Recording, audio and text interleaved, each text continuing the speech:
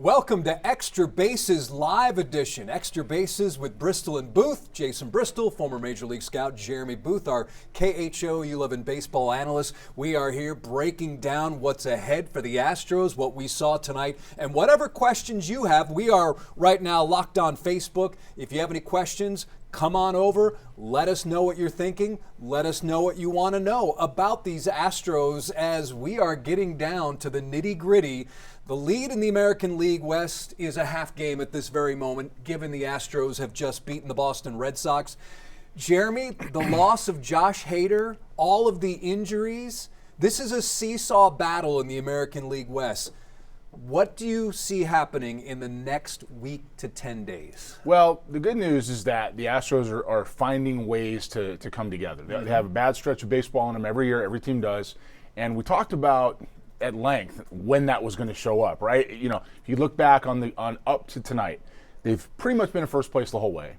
They have had 2 months, June. Yeah, that's most of the season, as far as the meat of the time, right? When it really counts. They've got the dog days. Exactly. They've got Yordan Alvarez, who's had a story of a year. You've got the injury history and a bunch of 4A guys that have come up from AAA and Sugar Land and helped this club. You've got some guys making their debuts, and you got Joe Espada, who did a job a year ago. We talked about with Alex Bregman and not in the 2 spot, who's now taken a cast of characters, if you will, and gotten the best out of them to keep them where they are. Now you have club that did some A-plus stuff at the deadline. You've had Carlos Correa, you've added Urias, you've added Sanchez, and you've got some things that you needed. You needed outfield production. You needed some stability when Isaac Paredes went down to play third base, and you got some depth with Urias and all that, and that would have been good enough. To have the pitching start to come back is encouraging. However, you still got to go play baseball and win games. And, and nights like tonight, when you're facing Walker Buehler and the Boston Red Sox, and you have a playoff team in town who just handed it to you, by the way, in their house last week, it becomes an interesting series turner. You enter the night tied, and you're now half game up, but it sets the tone for a dogfight. Seattle strikes me as a team that is playing, I don't want to say above water or above its head, because this is a team that obviously and arguably has some of the best pitching in the American League. Sure. They're hitting, their new acquisition notwithstanding. Yeah. But I don't see any fear from the Mariners. In fact, some of the additions they've made, namely Josh Naylor, I'm getting the sense that Seattle is looking forward to seeing the Astros on the opposite side of the field to go head-to-head, because I think they believe right now the Astros are ripe for the take. Yeah, Seattle's a city that I know a little bit, and I can say Jeremy used to be a scout for the Mariners. A Mariner. I can say with certainty that city is hungry. That city has been waiting for it for decades, since inception, to be honest with you. They've had some excellent regular season teams and just never performed in the postseason. This club they have there has the pitching, which you talked about. They've got a historic season, really, in Cal Raleigh and what he's doing behind the plate. And they've added some bats. They brought somebody, Eugenio Suarez, back home. They've added Josh Naylor, somebody that I've scouted since he was in high school. They're absolutely loose and free, and they don't care. They're one of those situations where no moment's going to be too big for them. Because they don't feel it. They're just going to go out and get it done. And they do have some playoff experience, some of the guys on the roster. Randy Rosarena, I believe, is still in Seattle. You've got Josh Naylor, who we talked about a second ago. So they've got some guys that have been there, done that, at least tasted the postseason. And they want to get back. Rosarena was left at the altar with the Rays in 1 year, beaten by the Dodgers. And I promise you, they have that taste in their mouth to do it. The Astros, however, frankly, as good as I think they are, and I know we've discussed it, are right for the taking. They absolutely are. They're trying to figure out their identity with the new players, and they're trying to figure out when the health is going to come back. You talked about Josh Hader, and I took a circuitous, a long way around it. We took the long route to get to this answer. You got Luis Garcia potentially coming back. You got Javier that's arrived, and when the health shows up, Eric Getty's just got here. You want to shorten that up a little bit in the bullpen. While Hader is a major concern, it may not be as big a concern as you think, provided the medical staff is telling the truth, especially with a team like Seattle Mariners hunting them. Well, here's the thing. When you have a guy like Hader go down, the Astros have another weapon in the bullpen. Now, granted, pitching in the 7th and 8th innings can be different for a guy pitching in the 9th inning. But listen, if I have Brian Abreu on my staff, I am perfectly fine having him pitch the 9th inning, blowing 101, 100.5, 100 miles an hour. And the only issue then is bridging the gap to get to him, because now you would have Abreu getting to Hader, and now you have Bennett Sousa, Brian King, Okert, Ort, and these guys for the most part have been really, really good. But by taking the arm of Josh Hader out of the mix, you obviously shorten your bullpen a little bit. But I'm okay with Brian Abreu closing out games in the 9th. He has the stuff. I think he has the mindset. I think he's going to be fine, but he's also pitched a lot this season, a lot. And you only have so many bullets for 162 games and whatever else you have in the playoffs. But I do feel pretty good about the back end of that bullpen, despite Josh Hader not being there. The Astros saying today it may be a little longer. Joe Espada saying that, according to reporters. I wasn't there today. I was there yesterday. But I'm okay with Brian Abreu in the short term. And if it's the long term too, meaning through October, I think Astros fans have to feel good that at least they've got that guy ready to go for the 9th inning. Well, there's no question that you feel good about it. There's no question you feel not just me. You're saying just in general. Yeah, okay. I mean, you feel good about Brian Abreu back there, and you feel good about the Astros pitching depth, provided it arrives. What you're seeing is, you mentioned Abreu's innings and Hader, obviously on the IL.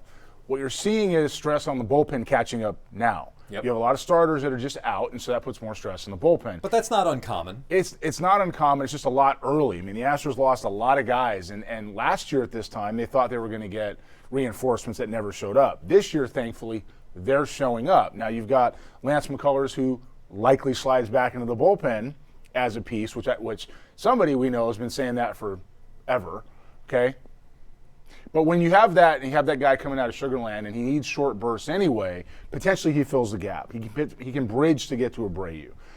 The thing about the 9th inning is that once you get the 9th inning, you have a taste for it. Mm-hmm. And the lights go on, and the music plays, and the stadium lights dim a little bit. You just don't want to give it up. And so I don't know that that's something that they have to deal with right now. What I do know is it's a bullpen by committee, and the starters will dictate what happens, just like anything else. But now more than ever, they need bulk innings from their starting rotation. Right? Hunter Brown had a good start tonight. Javier was good last night. It wasn't great, or 2 nights ago. It wasn't great, but it was okay. Good enough. It was enough to come back, and you're thinking that what you're seeing out of the health finally may be able to contribute. So again, still a concern anytime you lose somebody like Josh Hader. Not as big a concern as you would think with the depth that Dana and company have amassed in their tenure so far. Here's a quick score update. Baltimore is leading the Mariners 3-1 in the top of the 9th. Yo. So that would be a 1-game lead for the Astros, obviously. Some of the comments right now, Brienne says 100%. 100% Abreu can bridge the gap. Yeah, you would think that that's what's going to happen. And again, it's about getting that taste of the 9th inning. He's not tested there. Doesn't mean he can't handle it, right? I mean, he's done it a little bit. He's done it in small doses. In small doses, not tested in a situation he's going to be thrust into if Josh Hader is out for an extended period of time. In the short term, sure. When you get into, if you think Josh Hader, though, and this is where your medical staff becomes really key, and I mean bigger than anything they've done so far or not done, is telling the truth on Josh Hader. You got to get that one right, because you have Ryan Presley still out there. You have some other free agent pieces that can come in and fill gaps. You have McCullers coming. All the things we've talked about so far. But if Brian Abreu's your guy in the 9th inning, you got to get him in the 9th inning now. You got to get him used to that situation and get him rolling. You don't have time for Josh Hader to turn around and go, maybe, yeah, I'm not sure, need some more imaging, maybe a platelet infusion. You don't have any time for this stuff. You need to be able to say, the Josh Hader is out for sure, and Abreu's going to take the rock. And if that's going to happen, then you have a chance to get him ready to pitch in the postseason. Because this team, and I always hesitate saying this stuff because so much happens in baseball, and I'm not a fan because I spend too much time in it. Mm-hmm. But this team has a chance to win the World Series yet again. It just if they're the Astros, if the players show up and perform. Yeah, and if all the pieces are there. And so for me, I get excited about that because I know what it means to the city. I know what it means to the players in that clubhouse. I know what it means to the front office and the energy that picks up when teams are winning, especially one like here where the fans get really intimate with their players. They care about their players. They're not transactional here like they are some other places. So they become part of the community. It's a big deal. Brian Abreu's first taste of the ninth inning with Josh Hader out. Pitched 1 inning, allowed 2 hits, struck out 2. I think he had 23 pitches, 16 for strikes. It wasn't 1, 2, 3 shut down the door, but it was enough. And right now I think that's what these Astros are looking for, just enough to get through, because Hunter Brown went 6 2/3, 6 hits, 1 run allowed. Spencer Arrighetti, command was an issue in his last start.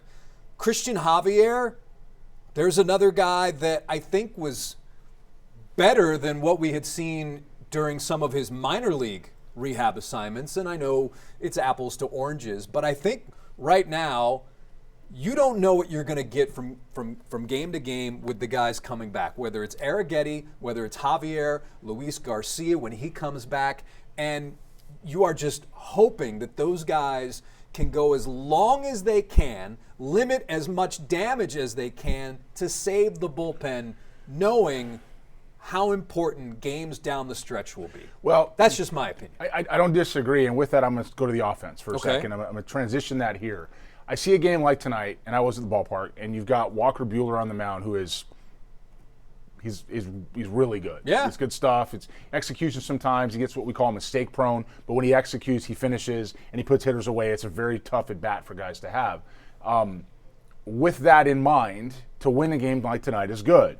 To win a game like tonight with 2 home runs taking you over the top just means that you didn't miss a couple of mistakes that were thrown. Also positives. However, on the other side, this team has had a tendency in years past with many of the same components to disappear at times and have at-bats in situations where you need to string things together. And if we're truly going to look at this club as a postseason team, which they are, and a potential World Series winning team, which, again, they are, then you have to be able to string things together besides just Pena going deep and Diaz going deep. You have to be able to tie that in good at-bat upon good at-bat upon good at-bat, move the lineup and turn it over to get starters out of the game early and get into bullpens fast, where guys are throwing one tempo and you're able to set your clock a little different to go after them. So if you're not able to do that, it becomes a tough go when guys get to the postseason. And these are designed to get you there, to get you prepared for there. So regular season to set your position and qualify, but then you have to use this time also to go perform. And that's concerning. When Alvarez comes back at times, we've seen he be the one that carries the club. Guys have just disappeared. And this is the club now with Altuve, Pena, Correa, Diaz, Alvarez when he's healthy, a Jake Myers that has played better than I ever thought, and give him credit for it, and Christian Walker, who's a dangerous hitter if nothing else, and you got Dubon and some other guys that are pesky that will always contribute in certain situations. Find the hole. You start looking at that, you start finding the hole. If you should not be winning and losing games by a run or two now, even if you're playing the Red Sox, who's a postseason team as well, or at least a potential one. Jose is saying hi here on Facebook. Also, Ann wants to know, what's been the biggest surprise of the season? I know what my biggest surprise has been. What's your biggest surprise? Do you want me to just... Yeah, you go first. It's the injuries. I mean, who would have thought all of these guys would be on the shelf at one time or another, or collectively, and you at one point were 7 games up in the American League West. Now, granted, this isn't the best division in baseball, but it is better. It has certainly improved in the last 14 days. Yeah, for sure. And I'm laughing only because not only do I agree with you, but you know who should have known this? The medical staff. The medical staff of the Astros should have had a clue that something like this could happen and prepare against that, or give some accurate information or do some imaging, I don't know, something that would keep this from being extensive as it is. I'm sorry, is this a sensitive topic? Well, no, it's just one of those situations where I think getting guys back seems to be more of an issue than diagnosis. So the medical staff. Well, I mean, because it's either the medical staff on how they're diagnosing them, or it's the medical staff on how they're rehabbing them, or it's the medical staff and what they're telling us. Listen, you're not the first person to say this, so this not isn't even close. Yeah. But we're August. Is this 14th, 13th or August 13th? And the medical staff has less answers today than they did on April 1st. I mean, it's a big concern, and I'm joking about it because it's kind of a running joke. But it is. At the same time, you're trying to win a World Series here. Last year, the Astros gave away a season for me. This year, they have a better club. They have a better club. You can't do that again. It's in a weaker division, and frankly, the weaker American League as a whole. The Red Sox are a good club. The Yankees are, man, Yankees are flip a coin. The Rays are certainly done, and the Blue Jays have clicked it, and they're running forward as fast as they can. You got the Tigers who are destroying the Central. So it's really not that. It's a challenging division of the top 4 clubs, but it's a challenging league. But that's the World Series is right in front of you, and if they can't tell you the truth or get guys ready. What are we doing? That's your whole job. That's what you have one job, and that's to keep guys on the field and get them ready. Well, this is an incredible segue to what I want to bring up. Yep. This entered the email today. Okay, all right. It was the Seattle Mariners are a new American League favorite from BetOnline AG. The Yankees were the initial favorites, followed by the Tigers, the Blue Jays, and now, as of today, the Mariners have 7-2 odds to win the American League pennant, followed by the Blue Jays at 15-4, Tigers at 4-1, Astros at 19-4, and then the Yankees at 6-1. So the people, the odds makers, they feel that the Mariners now are the team to beat. Yeah, that's on the. And I'm not surprised by that. That's the medical staff's fault. Because if they told the truth and you had guys on the field, Jeremy, it's their come fault. on. The Astros are a better club than the Mariners. They're a better club. Well, when they have everybody on the field. And once again, why don't they have everybody on the field again? Well, so you think Anybody at home? You think that Josh Hader woke up on Monday morning and said, I'm going to strain my shoulder today? Or I think you do preventative measures as much as you can to get to that time. And I think the stress on the people that are not able to perform, or the last stress on Josh Hader and company from the people that are not able to perform, has something to do with it. I'll say it again. If guys can't perform on the field, they can't play. They can't play. They can't help you win. Mm-hmm. They certainly can help you lose, though. Yeah. Okay. And so if we're in that spot, and that's what we keep coming back to, you go over the course of a season, people lose World Series and pennants and seasons as a whole for all kinds of reasons. You don't want the medical staff to be part of it, man. That's a problem, especially when you have this type of talent. And now things are a little more interesting in the American League West because the lead is still a half game because the Seattle Mariners, playing the dumpster fire of the Baltimore Orioles, known as the Baltimore Orioles, have come back and tied the game in the bottom of the ninth. So this is the way it's going to be. It's going to be a lot of scoreboard watching, which is something that Astros fans really, I would say, for the past 6-7 years are not used to. Certainly in 2024, gosh, all the years kind of blend in together. Well, it must have been, last year. It was last year the American League West came down. Yeah. Astros and Rangers. That's right. And it was the last week of the season. Yeah, I remember the last week of the season last year. Yeah. Yeah. And then I was in Arizona. Yeah. For that, right? I think so. Yeah, you did go to Arizona. Yeah. I was in Texas. Yeah.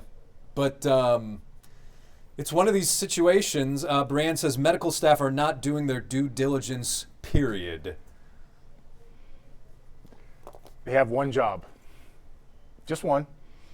It is to be medically correct and to have enough staff. Well, let's give some updates. At least these are the updates that Joe Espada mentioned when I was there on Tuesday. That Yordan Alvarez will be, the plan is for him to hit against live pitching this weekend in West Palm Beach. Jake Myers, I think, is in the same boat. So, doesn't mean anything. No, not one bit. I mean, it's like these are the plans. That's great. That's true. Plans can change. Tomorrow I'm planning to go to lunch somewhere. May or may not go, but it's a plan, right? And it doesn't mean that this might be not well executed plan or well laid plan, but it doesn't matter if you don't get it done. And I say this again. At one point I was kind of like, because I've known Dana for so long, I was kind of a little frustrated with it. I And then I started thinking to myself, he's just saying what he's being told. Like, he's got to protect his club. They got to do what they got to do. Same way. Same thing. So it comes back to,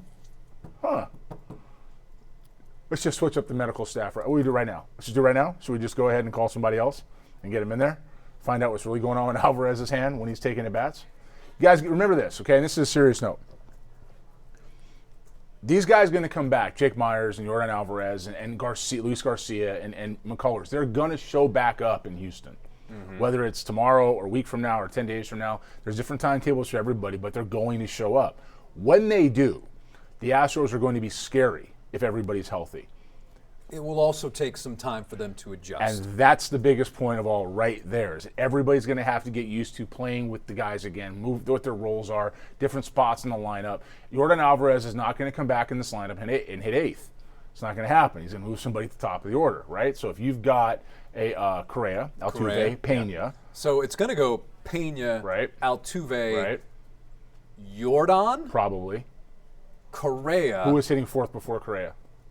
Well, a lot of it's been Christian Walker. Okay, so that's my point. So somebody's got to move. Okay, so that's he moves down. But he's been moved up and down throughout the lineup due to how effective he's been certain stretches of the season. No argument, but that's 5. Okay. Okay, who's after Walker? Maybe Diaz or Sanchez? Yeah. I mean, I don't know if Sanchez is a power guy, but, he's been swinging the bat fairly well since he's been here. Here's the best part about this. Whatever answer you give me right now, when you start... It's not wrong? It's not wrong. But they still got to figure out how to play that way. Yeah. Okay? And so when you have that, it becomes a chemistry time, it becomes a gel issue, and you don't necessarily have that time to have those growing pains and bumps in the road right now. You don't have 5 to 7 games. It's not May, it's not June, it's not April. And that's, again, where the medical staff comes into play. I know I'm harping on it, but I want everybody to understand it when they listen to this, how serious some of these misdiagnoses are. These plans that these guys got to have, they have to be able to execute and show up. Alvarez is going to need, just to gel with the rest of the club, 4 to 5 weeks. Maybe not for the bats. I mean, the guy falls out of bed and hits when he's healthy. But he's going to need some time. What do you mean by gel with the club? I mean, he's going to hit where he's used to hitting. Yeah, but the rest of the club has to move around him too, and it's not just him. You have Jake Myers, where do you hit him in the lineup now when he comes back? I believe he's gonna play. Jake will probably be towards the bottom. 8? 7? Okay, so we left off at Walker at 5, right? I got to write these down now. Okay. We only have about 5 more minutes, right. So if you have any questions, let us know. So Pena's leading off. Pena, Altuve. Altuve batting second.